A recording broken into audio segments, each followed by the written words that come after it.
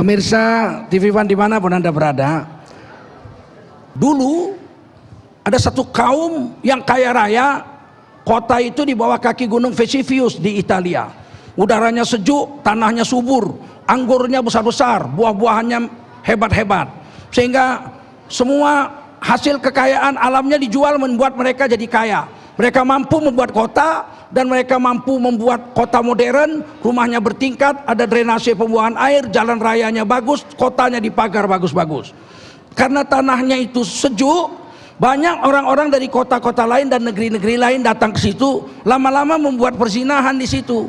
Diakomodir, disediakan zina laki-laki dengan laki-laki boleh, zina perempuan dengan laki-laki boleh, rame-rame boleh, massal sama anak-anak juga boleh disediakan. Apa yang terjadi? Gunung Vesuvius meletus tanpa batuk-batuk, nggak batuk-batuk, tiba-tiba satu malam aja kota Pompei, namanya Pompei, hilang dari permukaan bumi, tertimbun lahar panas.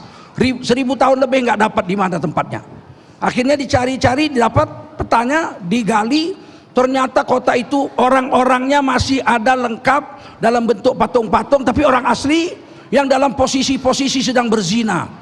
Mereka mati dilumuri dengan lahar panas itu, mati dalam posisi hina. Sampai sekarang masih bisa dilihat, masih bisa diceritakan. Kata Allah, fasiru fil ardi, berjalanlah kamu di muka bumi, bermusafirlah kamu di muka bumi, fanzuru kaifa kana akibatul mukadzibin, lihat nasib orang-orang yang tidak beradab, orang-orang yang menghancurkan dirinya dengan adab-adab perilaku-perilaku yang durjana atau yang dilaknat oleh Allah Subhanahu wa taala. Oleh karena itu saudara, ini penting jujur, membangun peradaban yang terbaik, tidak tercela, sehingga kita menjadi orang yang kuat, bangsa yang kuat. Bapak-bapak, ibu-ibu sekalian, mengenai kuman penyakit, Nabi SAW sudah beri gambaran 1400 tahun lebih yang lalu. Jika terjangkit satu penyakit menular di satu negeri, maka orang luar yang tidak terjangkit tidak boleh datang ke negeri itu, dan orang yang di negeri itu diharamkan pergi meninggalkan negerinya untuk masuk ke negeri orang yang tidak kena penyakit. Tidak boleh. Kalau Indonesia ini kena penyakit menular, kita nggak boleh mengungsi ke Malaysia kalau di sana nggak kena penyakit. Kita membawa penyakit ke sana, hukumnya haram. Atau Malaysia kena penyakit menular, mereka pindah ke tempat kita, itu tidak boleh juga, harus lockdown, nggak boleh masuk. Zaman Rasulullah, jangan kau datangi negeri yang berjangkit penyakit, dan janganlah kamu meninggalkan negerimu jika negerimu terjangkit penyakit. Ini kalau Indonesia kena, ini tanggung jawab kita semua. Jangan ada yang melarikan diri dari Indonesia.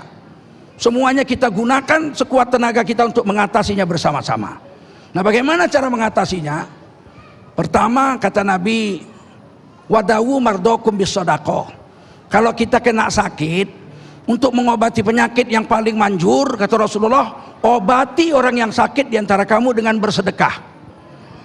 Jadi kalau kita kena sakit, supaya cepat sembuh, ke dokter itu usaha juga, tapi supaya cepat sembuh, kita bersedekah. Dan ini sudah jadi adat budaya orang Indonesia ratusan tahun.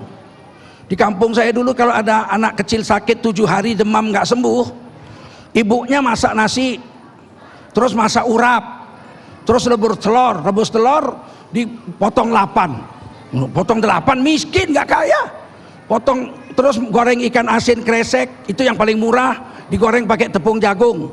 Kemudian dipanggil kawan-kawan anaknya yang sebaya, panggil semua, duduk, ayo potong jagung, cuci tangan, cuci kaki, bersila di tikar. Kemudian apa kata ibu Pak Ijo, kawan saya Pak Ijo itu, konco-konco nih Pak Ijo, anakku Pak Ijo sakit 7 hari nggak sembuh-sembuh. Nah iki bibi nggawe among-amongan, bikin makanan kecil, bawa balik nang omahmu, bawa ke rumahmu, panganono sak omah, makan satu rumah, bayangin satu bungkus makan satu rumah. Dongakne anakku Pak Ijo mendang mari, nggih, diambil itu, bawa lari-lari, kabul kajati hobi. Oleh ibu-ibu kami diambilkan nampan, dibukakan itu bungkus daun pisang itu pakai nampan. Kami semua satu keluarga keliling duduk di tikar, makan sesuap seorang. Nah saya yang bawa dapat 3 suap. Habis itu doa, ya Allah sembuhkanlah Pak Ijo, yang ibunya telah memberi makanan ini dengan sedekah ini. Itu saya pikir adat Jawa, rupanya sunnah Nabi. Wadawu marlokum bis sedekah, obati orang yang sakit di antara kamu dengan sedekah. Amin ya Allah, amin ya Rahman, amin ya Rahim, amin ya mujibas sa'ilin.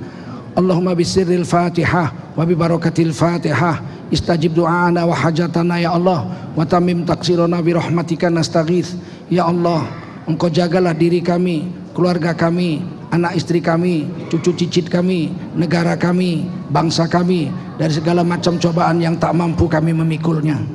Selamatkanlah semuanya kami ya Allah daripada bala bencana dan wabah penyakit yang berbahaya bagi kami dan bangsa kami. Satukan hati kami agar kami dapat meniti kehidupan yang harmonis, aman dan nyaman. Rabbana ya Rabbana, banyak hajat hidup kami, banyak keperluan kami. Engkau yang maha tahu keperluan dan hajat hidup kami. Penuhilah keperluan dan hajat hidup kami ya Allah ya Arhamar Rahimin. Rabbana atina fid dunya hasanah wa fil akhirati hasanatan wa qina adzabannar.